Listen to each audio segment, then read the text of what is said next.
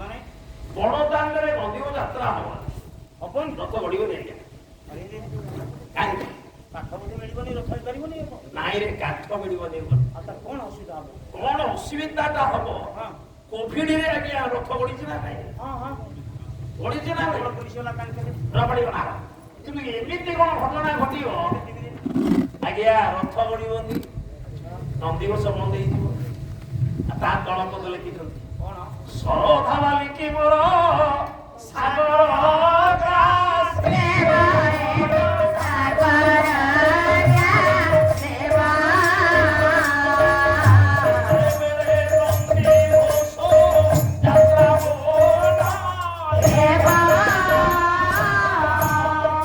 ଆପଣ ଦେଖନ୍ତୁ 50 ବର୍ଷ ତଳେ ପୁରୀର ସମୁଦ୍ର ଯୋଉଠି ଥିଲା ଆଉ ସେଠି ଅଛି ଆଜ୍ଞା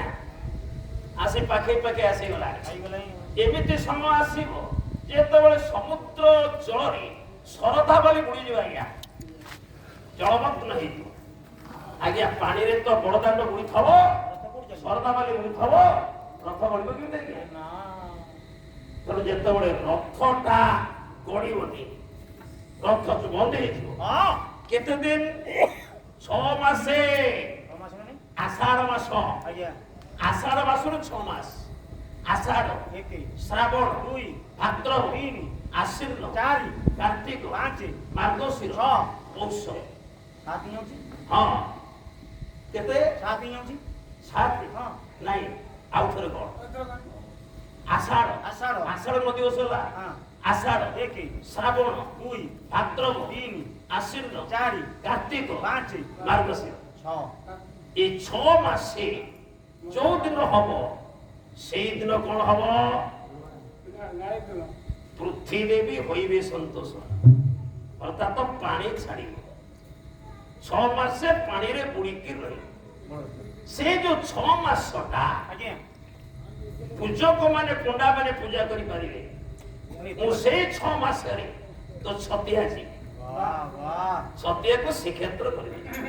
ତୁ ହେଇଛୁ କୁକୁର ମୁଁ ହେଇଛି କୁକୁର এই মিলন স্থଳରେ ଆଜ୍ଞା ଗୋଟେ ଚଣ୍ଡୀ ସୃଷ୍ଟି ହବ ଚଣ୍ଡୀ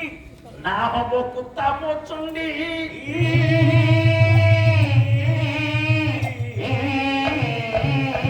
ବିମଳାଙ୍କ ପାଖରେ ମହାପ୍ରସାଦ ସମର୍ପଣ ହେଇସାରିଲା ପରେ କୁତାମ ଚଣ୍ଡୀ ପାଖକୁ ଆସେ କୁତାମ ଚଣ୍ଡୀ ପାଖରେ ସମର୍ପଣ ହେଇସାରିଲା ପରେ ଆଜ୍ଞା ଅଷ୍ଟ ବୈଷ୍ଣବ ପାଖରେ ସମର୍ପିତ ହୁଏ ତାପରେ ଯାଇ ଆନନ୍ଦ ବଜାରକୁ ଆସିଲେ ଆପଣମାନେ ମହତ୍ଵ କିଣିବେ ତେଣୁ ଦ୍ୱିତୀୟ ପର୍ଯ୍ୟାୟ ହଉଛି କୁତାମ ଚଣ୍ଡୀ ଅଛନ୍ତି କୋଉଠି କୋଉ ଜାଗାରେ ଅଛନ୍ତି ଆପଣ ଦେଖିଛନ୍ତି ଆଜ୍ଞା ଦେଖିଛନ୍ତି ଆଜ୍ଞା ଠିକ ମୁକ୍ତି ମଣ୍ଡପ ଘରକୁ କଳ୍ପବଟ ଘରକୁ ଯୋଉ ଦକ୍ଷିଣ ପାହାଚ ତା ଘରକୁ ଲାଗି ଗୋଟେ ମନ୍ଦିର ଅଛି ମନ୍ଦିରର ଖୋଲ ଭିତରେ ଗୋଟେ 2 ଫୁଟିଆ କୁକୁର ଅଛି ଆଜ୍ଞା ପୂଜା ପାଉଛ ଲେଖାଇ ଉପରେ କୁତାମ ଚଣ୍ଡୀ ସେଇ କୁତାମ ଚଣ୍ଡୀର ମହିମା କୁତାମ ଚଣ୍ଡୀ ଜଗିଛି ଆପଣଙ୍କର କୁକୁର ସେ ବେଢା ଭିତରେ କୁକୁର ପ୍ରବେଶ କରିଦବ ପରେ ଯଦି କୌଣସି ଅନାଚାର ଘଟେ ଗୋଟେ କୁକୁର କୁଆଡେ ବୁଲିଯା ଏ ଯେ କୁତାମ ଚଣ୍ଡୀ କୁକୁର ପୁଣି ଯେତିକି ପ୍ରସାଦ ବନ୍ଧା ହେଇଥିବ ସବୁ ପୋତା ହବ ଚୂନରେ ପୁଣି ଧୁଆ ହବ ପୁଣି ପ୍ରତିଷ୍ଠା ହବ ଯଦି ଅନିୟମ କିଛି ହବାର ଥାଏ କିନ୍ତୁ ଅନିୟମ ନହେଲେ କୁକୁର ପ୍ରବେଶ କରିପାରିବେ ନାହିଁ ତେଣୁ ଆଜି ଭକ୍ତ ଭଗବାନଙ୍କ ମିଳନ ସ୍ଥଳରେ କୁତାମ ଚଣ୍ଡୀ ସୃଷ୍ଟି ହେଲା ପରେ